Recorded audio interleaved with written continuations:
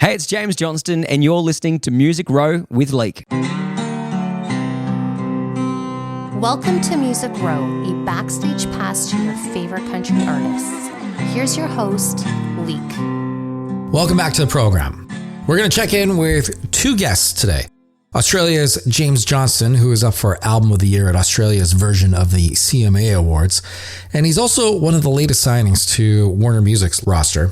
He'll be joining us later in the program, and from one of Canada's both newest and largest country music festivals, we're going to hear from Patrick Guay, who manages booking and events for the Fest, among other properties. He's going to come in and give us some insight into the Fest and what to expect for Lasso 2025.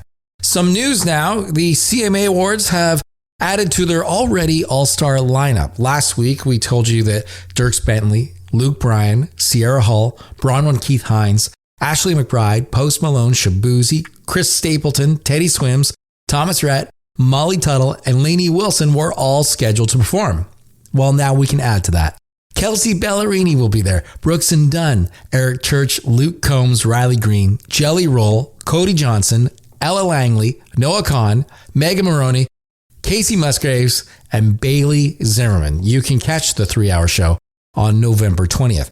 The Reclaws have just released 2 new holiday tracks, one being an Amazon exclusive. The track's called Driving Home for Christmas and 'Tis the Season are available right now. And Amazon did something pretty cool. They took out a gigantic billboard in Times Square featuring the band. So good on them. Grammy nominees were announced. Beyonce leads the pack with 11 nods. Charli XCX, Billie Eilish, Kendrick Lamar, and Post Malone securing 7 nominations. Beyonce's new nominations are spread across multiple Grammy fields thanks to the genre-bending 2024 album Cowboy Carter, which earns 3 nods for Album of the Year plus Record and Song of the Year for the lead single Texas Hold'em, as well as 4 other nominations in country categories, 2 in pop, 1 in rap, and 1 in Americana. Catch the Grammys February 2nd from LA's Crypto Arena. Joined now by Patrick Guay from Eventco. You are the senior manager of booking concerts and events. Is that right? Sure. It's a title. It's a title. You're the guy who says, hey, I think this would be a great idea. Let's get this band at this venue. Yeah, amongst other things, but that's one of the things we do. I mean, our company as a whole does about 1,600 shows a year between Montreal, Quebec region, and Atlantic Canada. So, never a dull moment, that's for sure. Well, we want to talk about Lasso, the festival that you started 2 years ago, right? Am I correct? It was 2 years ago? 3. It was supposed to start summer of 2020. And then we all know what happened there. And then we finally did get it off the ground in summer of 22. So we are going into year 4, actually. So this festival, and I've told you this before, I'm not trying to put you up on too high of a pedestal, but it is honestly one of my favorites. And it was one of my favorites on the first year, like even first year out of the gate. And you guys were so set up for a country music festival in Montreal. Well, we had 17 years of screwing up Osheaga to get year 1 of Lasso right. So, we definitely benefited from all the mistakes we made in previous years. But yeah, we've got it pretty dialed in. Our site is fantastic and our team is fantastic. And, once we built the village for Osheaga, we just kind of run it back a couple weekends in a row. And it's pretty well-oiled machine by the time that Lasso comes around. We should mention, too, that Lasso is in Montreal, downtown Montreal. You're actually on a subway line, which is super unique for a country festival. I don't think you can do the research on this, but are you the only country music festival multi-day that is on a subway line? In Canada, I believe so. But that's I should get the research team on that because I don't think there's very many of them because historically it's always been a camping genre. But it's awesome to be able to, like, our site is so incredible. It's like you feel like you're in the woods, but the city's in the back on the backdrop. And then, it's so easily accessible. You come to the city, stay in a hotel, go to all of our amazing restaurants here, and then make your way over to the festival site. It's fantastic. Okay, you've had substantial year-over-year growth. So the word is getting out that Lasso is a destination for not only fans of country music, but also for the artists. That said, though, your lineup, who you've already announced 2 headliners, and that is Jelly Roll and Bailey Zimmerman. These are gigantic artists that I'm guessing you had to put offers in almost 2 years ago to get them for 2025. Yeah, well, I mean, like the one thing, like, because before Lasso, we were not, we were not very much in the country world because, Montreal historically is not a huge country town. So we've only been seeing for the last maybe I guess when Luke Bryan sold out the Bell Center in 2017, that's when we realized that, okay, we're onto something here. So country, because I guess it doesn't go as much to Europe and Australia as much as the acts that we booked for Osheaga, we realized very quickly that you have to get in there, even before the year before plays out. So yeah, this year we had one of our headliners booked a month before Lasso 2024 played out. So we're definitely noticing that that's a trend, and probably going to get even more so as we go on, because all the club stuff now used to be 9 to 10 months in advance, and now it's 12 to 14 months in advance. So this is going to be, for Jelly Roll, his biggest play in Canada to date, because up until, I believe, only a few months ago, he wasn't even allowed to tour in Canada. That's right. So he had his story is pretty well known. He spent a lot of time in juvenile detention and prisons when he was, in his mid-teens up until his 20s. And yeah, Canada's pretty harsh on, if you've got a record and stuff like that. So it took a lot of convincing and a lot of kind of charity work and stuff like that for it to be able to happen. I mean, he did play Blues Fest last year, which is a pretty big crowd for him. And then there's going to be a couple other Jelly Roll shows coming up pretty soon. But yeah, I mean, this will definitely be in the biggest in Canada to date anyway. What are some of the learnings? You talk about learnings from Osheaga, the long-lasting indie alternative pop festival, I guess now. What are some of the learnings that you've just taken directly from Lasso from 2022 to what we're moving into in 2025?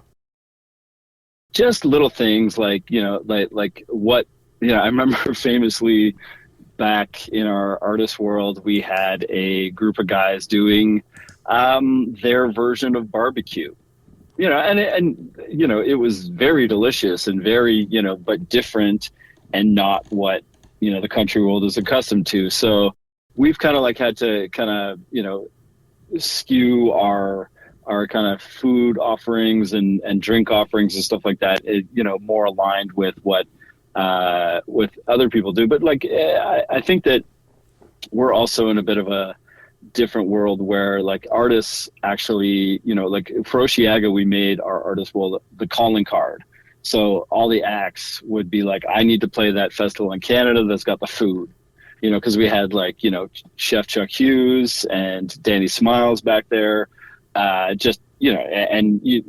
didn't realize that when Lasso started that we were a lot of these country festivals are, 2 hot dog tickets and a warm case of Coors Light, that's what you get. So when they were showing up and just seeing open bar all day and, you could eat all day, word definitely spread pretty quickly. I remember being at the CCMAs for my first time, even a couple of years ago, and people were just oh, this is the guy with the festival with the food and the whatever. So right, you're making a community. Yeah, absolutely, 100%. It's a community with the artists, and then the word continues on. It goes through label, through management, through everybody, and it spreads real quick, which is a pretty smart move in terms of a festival organizer. What you guys are doing. Yeah, I mean, it's not cheap what we do, but it's definitely worth it in the long run. All right, for fans, sell it right now. Why a country music fan should be in Montreal August 2025. If you world-class restaurants and world-class hotels and, exploring a city that's, one of Canada's finest, if not one of North America's finest, and can also ride one subway stop to be right on the site of a amazing country festival with a lot of your favorite acts. It sounds like a win-win to me. Perfect. When are you going to announce the rest of the artists? We usually do it around first couple weeks of February. So we're probably aiming to be somewhere around there. Just kind of finishing off a couple things here and there, and then getting all the art and everything ready. And we'll be ready at the top of the new year. And already like the feedback has just been outstanding. I mean, like to be able to get an act of Jelly Roll stature in year 4 of our festival has just been, so far it's just been, paying off huge dividends. So we're very fortunate that we have the headliners we do right now. But yeah, I think that people are going to be excited when they see the rest of the lineup. Patrick Guay, thank you for joining us. He's the senior manager of booking, concerts, and events with Evenco. Go to Lasso. It comes up August 2025, and more bands to be announced real soon. We'll check in with you in, how about the new year, and we can do the announcement on the program. Sounds great. Music Row on Tour, brought to you by Live Nation. Lots of new tour announcements coming for 2025, but there's still a ton of dates for your favorite bands in 2024, including Little Big Town. They hit Austin, Texas on the 21st. Catch them in Fort Worth on the 22nd. Zach Bryan is in Tacoma on the 22nd. And you can catch Jelly Roll playing a hometown show at Bridgestone Arena in Nashville on November 26th. Then there's that big festival in Vegas at the Wynn. Call it a festival. It's just the best bands. Brad Paisley, George Strait, Chris Stapleton, Little Big Town. That looks okay. That all starts December 6th, and you can see Billy Strings on December 7th in Memphis. Hey, it's James Johnston, and you're listening to Music Row with Leake. James, nice to meet you. Great to meet you too, Jeff. Welcome to Canada. Thank you. I'm not the official ambassador, but I see that you've been in good hands according to your socials over the last few days. It appears that you arrived into Canada and someone handed you the complimentary hockey jersey, poutine, coffee, you grabbed a beer, and I believe even a denim jacket. So yes to everything except for the denim jacket. The first night I landed, I put on a dark blue denim jacket and dark blue jeans because I thought that was, when in Canada. It's the Canadian tuxedo. The tuxedo. I had to put it on. So I've been rocking the Canadian tuxedo. Not today, but I have for a few days. Looking stunning. You've been traveling like a wild man. Mm-hmm. Australia to Canada is far enough when it comes to travel. But you've managed to make stops in Africa and Nashville and everywhere else in between. What keeps you sane on the road? For me, I thrive in this kind of environment. So I struggle to stop. When it's like that whole I've got nothing on. That's not for me. So just going and kind of bounce around from different places and always having a new adventure. I'm loving it. That's my happy place. So what does the family say to maintain this motor of yours that just wants? You're obviously a horse that wants to run. Mm-hmm. So what happens when you're back home for a couple of weeks? Does someone start raising alarms saying, we need you to start working on a project immediately? Yeah, somewhat. So I've got, back on the farm, there's always something to do. So I very rarely kind of just sit and do nothing, to be honest. I'm always building something, or I've got a new project, or, even with the family, we go on lots of adventures. So I think I land, and 3 days later, I'm taking the kids out camping for 3 days. So it's just, that's Don't you have a big award show coming up? I do. So I land back on Sunday, and then we've got, I'm hosting an awards on Tuesday night, and then we've got Arias, which is our big all genres music awards on the Wednesday. And you're up for Album of the Year. I'm up for Album of the Year, so which is really exciting. So I don't know. I'm fingers and toes crossed, but I don't know. I'm in some good company there. So I'm just going to be there hanging out, which is good. You are, when it comes to Country Album of the Year, you have the most songs in the category because there's 20 songs on your album compared to everybody else who might have 12. You released a double album. Yeah. Now you got to press double vinyl. So management is probably looking at you going, that's a lot more expensive to do double vinyl than just doing a one press. I got to be honest with you. I didn't really kind of know the size of the project when I decided that 20 songs. I just thought why not? Let's do 20 songs, Like Morgan Wallen, he did, 32? I'm like, 20, that's easy. But, and at that stage, I was fully independent. I've just signed in the last few weeks. But, kind of did it off our own back. And, but, the truth is that I had a lot of songs. I was cutting down there's about 400 odd songs in the Dropbox. So I kept cutting down. And when I got to that 20 songs, I was like, this is the story that I want to tell. What do you do with all those other songs that are in the Dropbox now? Do they just turn to dust? Like if you've narrowed 400 down to 20, is there still some working parts, do you think, that is in there in that Dropbox? Yeah. Or is it someone else can play with these songs? We don't need them anymore. No, so there's a lot of I call it the dirty tap. So there's a lot of dirty tap songs, which are just not good songs that will never hear the light of day. But at the same time, when I put the first album together, I wanted songs that were around the Raise Like That idea. It was around the idea of kind of celebrating, but looking back a little bit. It's quite reflective. So there were songs that just didn't fit into that narrative for this project. Doesn't mean there's not songs that I'll pull in for future projects. So that's what you're saying. All your projects are going to be kind of a narrative. They're not going to be hodgepodge and piecemeal. So if you're writing a love song album, it's all about love. It's all about relationships. Is that what I'm hearing? Well, to be honest, I'm tossing and turning about this exact idea at the moment because the first one, I feel like I had a good narrative and now I'm writing things all over the place. So I've got to kind of narrow that down. So I don't know the answer to that just yet, but I'm working on the next album. As soon as I land back in Australia, I'm in the studio for the next 2 months recording the next album. So I'm going to let that process just decide what comes out. Because the new song that was just released is Passion Song. It is. It's about meeting your wife, is it not? It is. So the song's called Blame, and it is a bit of a new chapter for me. Musically, it was something a little bit different. But just to speak about that song was inspired from when I met my wife. It was about 5 years ago, and I met her on a cruise ship of all things. I was this before I'd released any music, and I was just playing in the covers band in a bar on a cruise ship. And she walked in the room and she walked up and she asked for a Keith Urban song of all things. And, pretty much pretty girl asked me for a country song. I was like, all right, now you've got my attention. And, we just hit it off. And it was, to come back to the song, that song is just about those moments where there's a little bit of chemistry in the air. You don't know what it is, but there's that spark is just Now you're there. playing on a cruise ship. Let me understand this as far as dating goes in meeting your wife. You're playing on a cruise ship. You generally sign a contract as a performer that there's one, don't talk to the people that are on the cruise ship. Two, you're also going to be doing this for the next 3-4 months.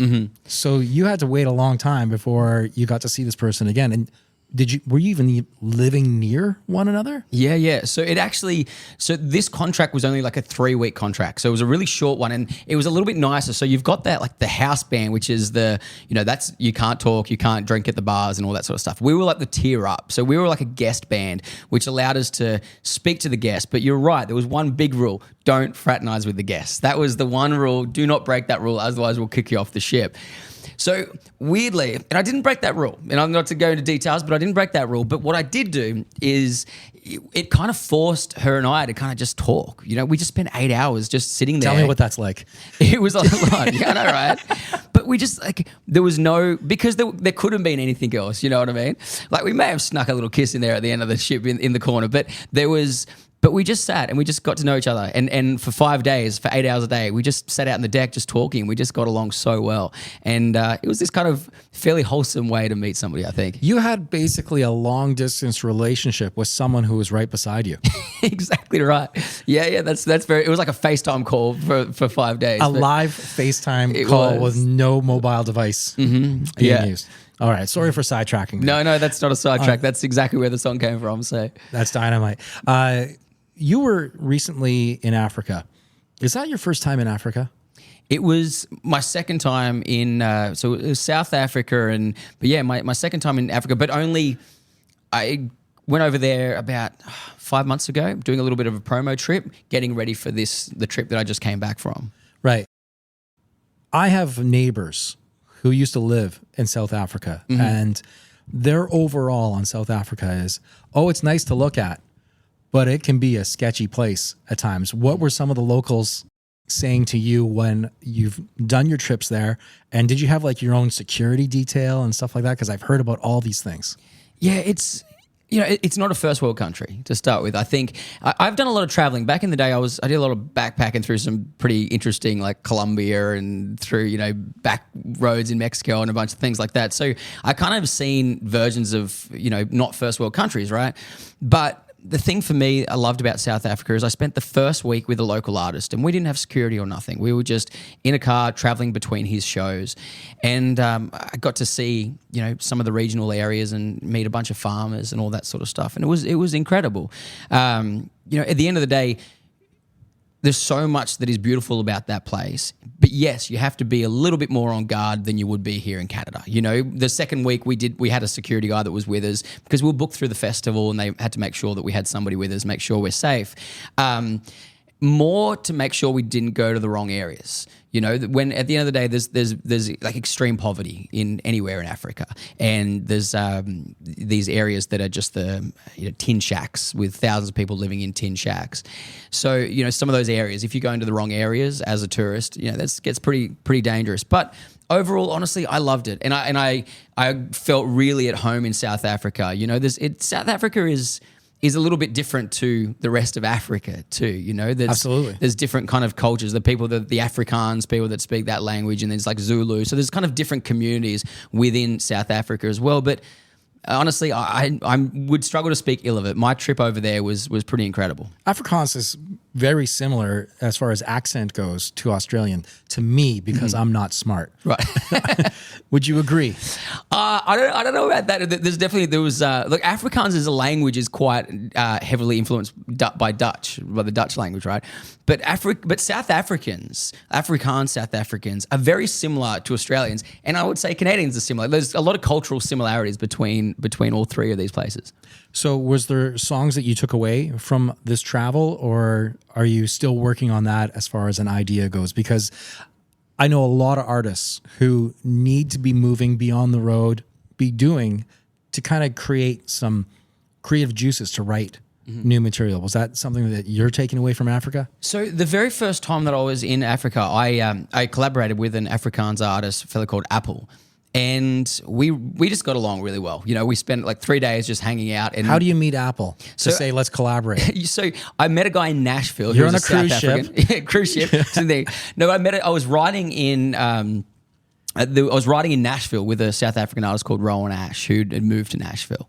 And he said, he was just like, you need to meet my friend Apple. You guys will get along so well. Like if you're going to South Africa, you have to meet him. And when we did, he was right. Like we just got along like brothers. It's such a weird way to say things outside of you got to meet my friend. He's great. Yeah. But to throw in, we're in Nashville today. And if you're going to South Africa, you got to meet my friend. No one in Nashville anytime this year has ever said, oh, if you're going to South Africa, you got to meet my friend. So it's off the globe. I'm going to go back a few steps from there again because it was a bit of a surreal whole experience. I believe sometimes that, call it whatever you want, call it the universe or God just directs you in a direction, right? And then you follow that path that is laid out in front of you. For me, it all started with Kip Moore. So Kip Moore posted a photo about a year and a half ago, and he played a stadium in South Africa. Mm-hmm. And I sent a message to my manager that day. Like as soon as I saw that post, I was like, I want to go to South Africa. There's something happening down there. I want to go.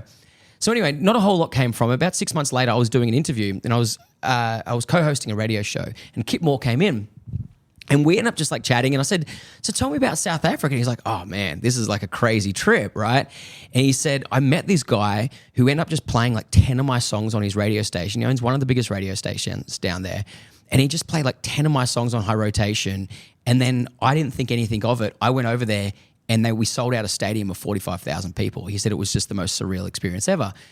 And I thought, man, that's so cool. Like I need to meet this guy. A few days later, I'm writing with this guy, Rowan Ash, this South African artist. And I said, man, how did you get to Nashville anyway?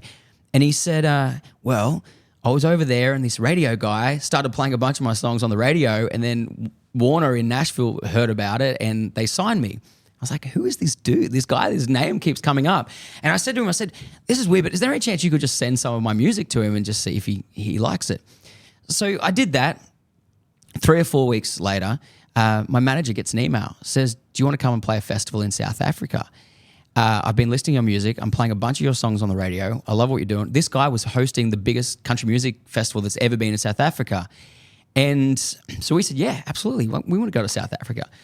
So I said to my manager after we got booked for that event, I said, let's just go there and let's fly to South Africa. Let's meet this guy. Clearly, I need to meet this guy. This is before the show. This is before the show.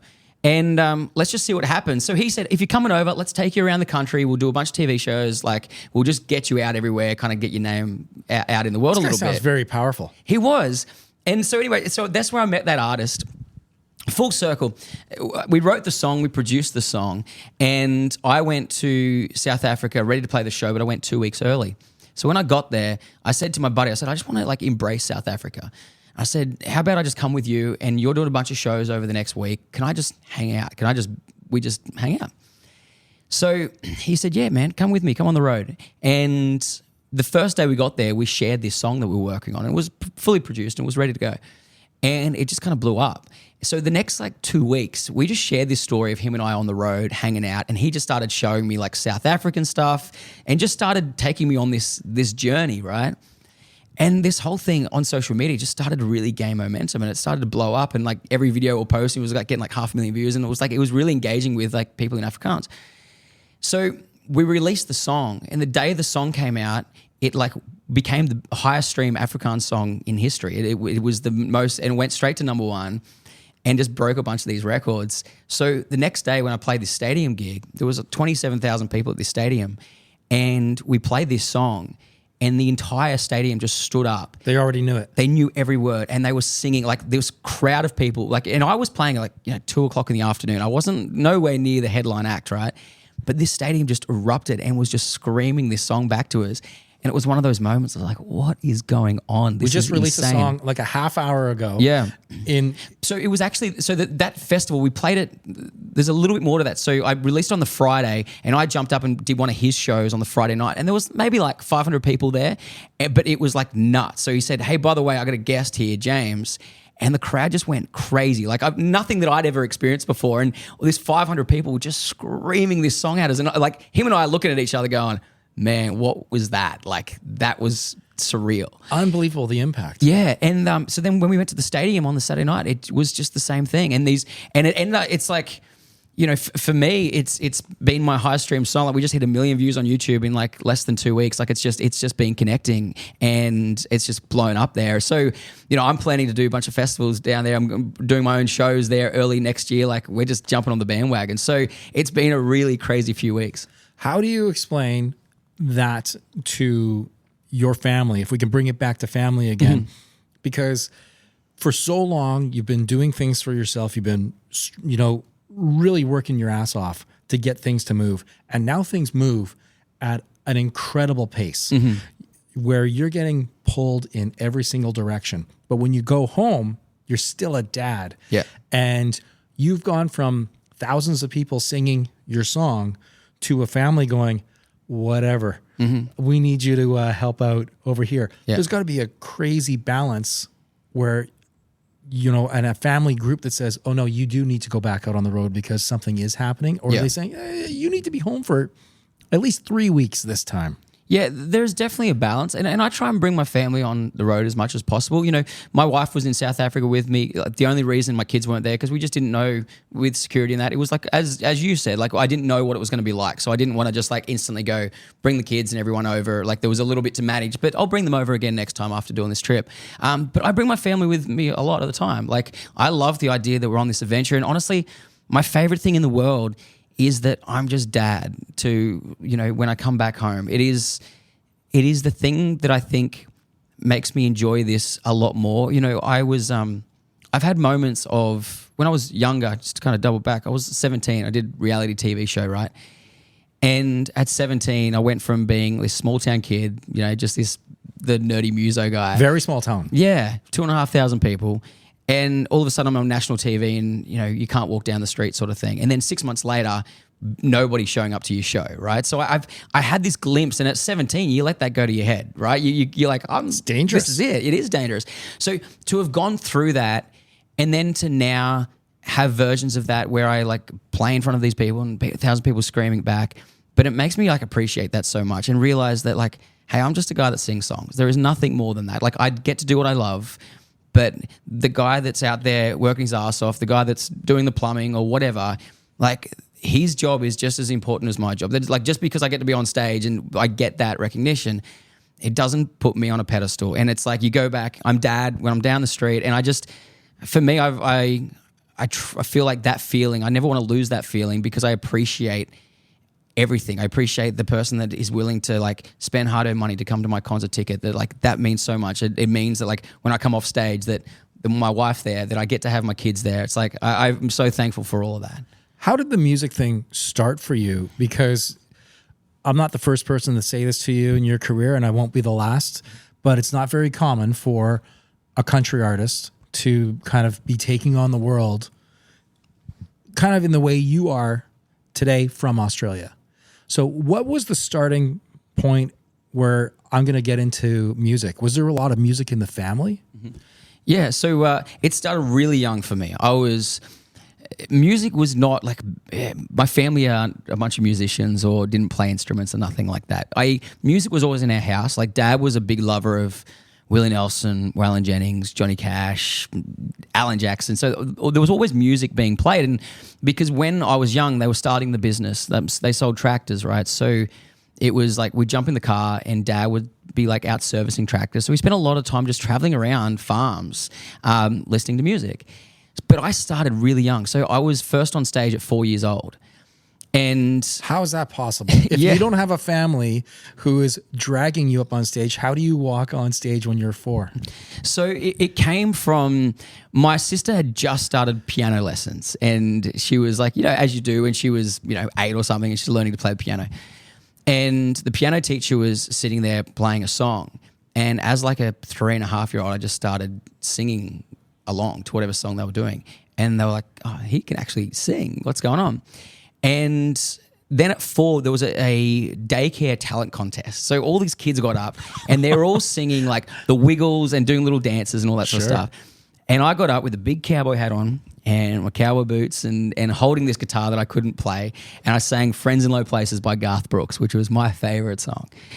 And from that moment on, it was just like, if you'd ask people who's James, they wouldn't know. They're like, James the singer guy, like, especially in a small town. They're like, oh, James the singer. Oh yeah, everyone knows James the singer. Like, that was like, my identity was so linked to being a singer. Like, it was just what I did, and I loved it. Like, I was begging mum and dad, I just want to get back up on stage, and like pretty much nearly every weekend we'll go on from some talent contest or whatever. And it wasn't pushed by my mum and dad at all, because they weren't in the music game. It meant nothing in that sense, but they backed it. They supported me, and I just loved it. And you talk about full circle. I've been making my living and I've been doing music my entire life.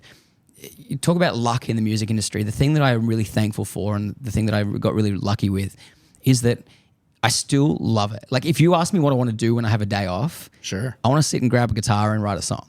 Like, it is still the thing that loves me. Even though I've played thousands of shows and written all these songs and doing all this stuff, it is still the thing that I just absolutely love.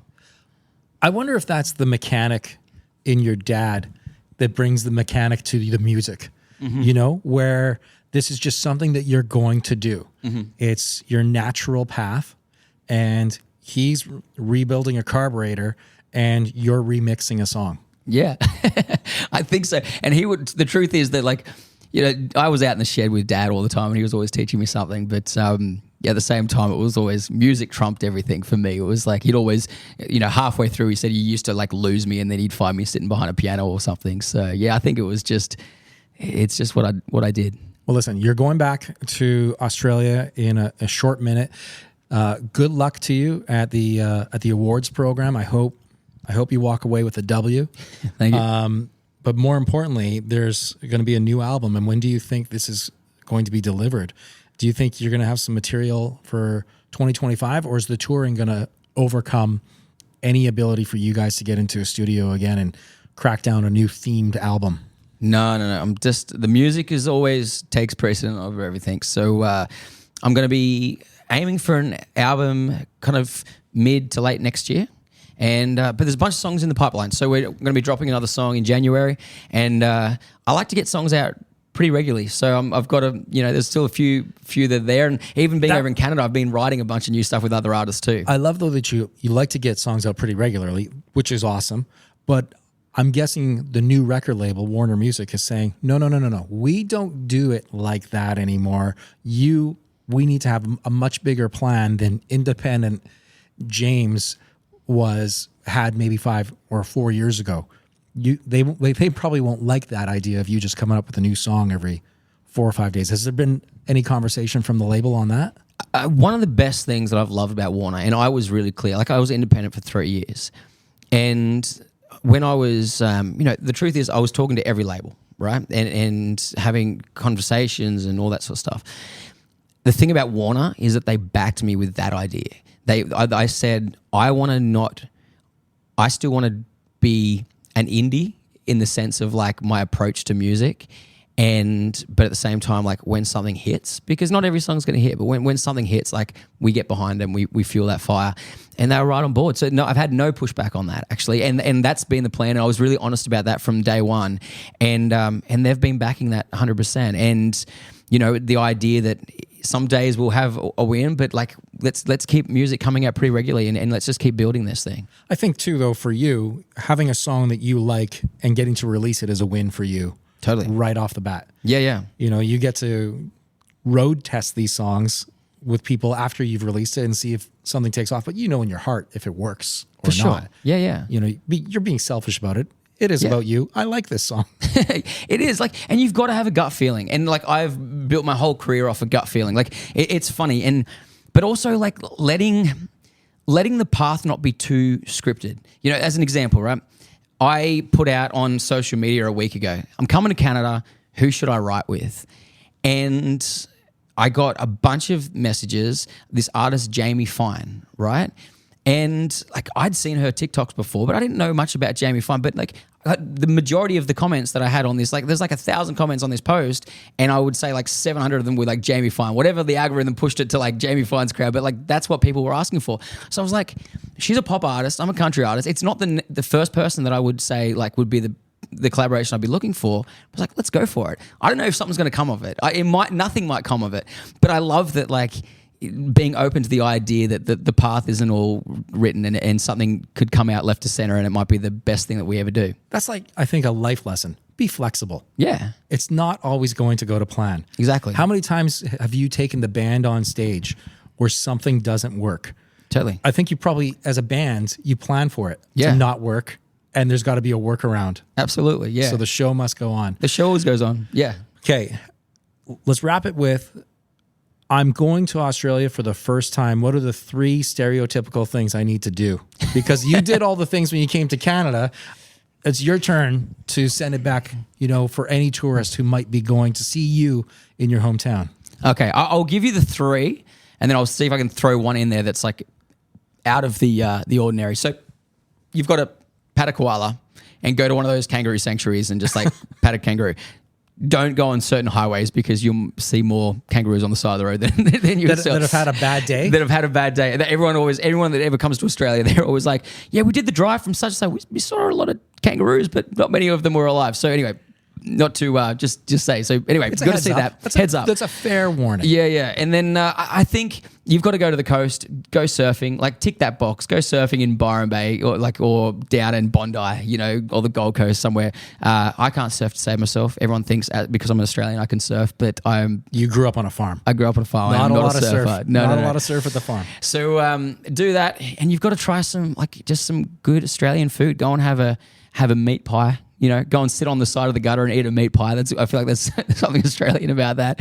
There is have some Vegemite on toast for breakfast. And I got to be honest, I'm going to get shot and probably not allowed back in the country for saying this. I'm not a fan of Vegemite. I don't get it, but it's an Australian institution, so you've got to try it. And Australia is a lot more varied of a place than people think. There's mountain ranges that have snow on them. There's the outback. I think there's a beauty in the outback though. So I would say if you want to see the true Aussie Australian experience, get over the range, head off from the coast and go into some little town in the middle of the outback. Listen, thanks for doing this. I really appreciate it. And good luck to you, and we'll see you again real soon. Can't wait. Follow Music Row on X at Music Row Country, on Instagram at Music Row Official. Music Row is produced by Shed of Dreams.